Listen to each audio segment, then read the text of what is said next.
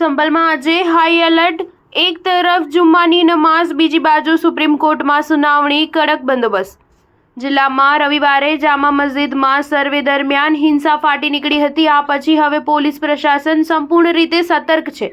આજે શુક્રવારની નમાઝને લઈને છપ્પામાં પોલીસ બંદોબસ્ત ગોઠવી દેવામાં આવ્યો છે. આ પહેલા ગુરુવારે પોલીસે મસ્જિદ નજીકના વિસ્તારોમાં ફ્લેગ માર્ચ કરી હતી. સંભલમાં શુક્રવારની નમાઝ સંપૂર્ણ રીતે થાય તે માટે 3 સ્તરીય સુરક્ષા વ્યવસ્થા કરવામાં આવી છે.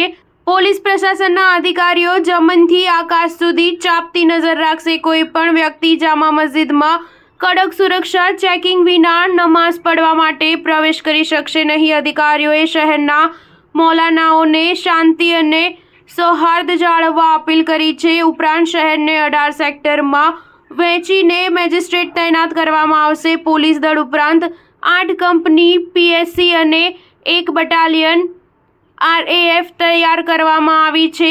સાવચેતીના પગલાં તરીકે જુમ્માની નમાઝનું સલામત રીતે થઈ જાય તે માટે સાવચેતીના ભાગરૂપે ગુરુવારે જામા મસ્જિદમાં પોલીસ પ્રશાસન દ્વારા 20 CCTV કેમેરા પણ સ્થાપિત કરવામાં આવ્યા છે. તાજેતરમાં પોલીસે 8 કેમેરા લગાવ્યા હતા, પરંતુ હંગામા દરમિયાન બદમાશોએ તેને તોડી નાખ્યા હતા.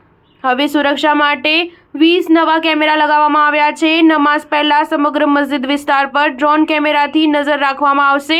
મુરાદાબાદ શહેરને 10 ઝોન અને 43 સેક્ટરમાં વહેંચવામાં આવ્યું છે અને પોલીસ કર્મચારીઓને ફરજ પર મૂકવામાં આવ્યા છે. જામા મસ્જિદ સહિત તમામ મસ્જિદોમાં અને તેની આસપાસ ફોર્સ તૈનાત કરવામાં આવી છે. આ માટે પોલીસની સાથે PSC જવાનોની ડ્યુટી લગાવવામાં આવી છે. મસ્જિદ સમિતિએ આ મામલે સુપ્રીમ કોર્ટમાં અરજી દાખલ કરી છે. આ અરજીમાં નીચલી કોર્ટના સર્વે ઓર્ડરને પડકારવામાં આવ્યો છે. અરજીમાં માંગ કરવામાં આવી છે કે નીચલી કોર્ટના નિર્ણય પર તાત્કાલિક રોક લગાવવામાં આવે. સુપ્રીમ કોર્ટના ચીફ જસ્ટિસની બેન્ચે શુક્રવારે આ મામલે સુનાવણી કરશે.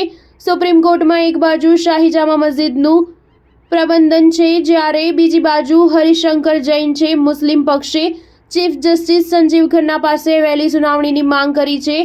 સુપ્રીમ કોર્ટમાં કહેવામાં આવ્યું છે કે આ એક અસાધારણ કેસ છે, તેથી કોર્ટે અસાધારણ પગલાં લેવા જોઈએ. સ્ટાર ન્યૂઝ 7 હંમેશા સચ્ચાઈની સાથે.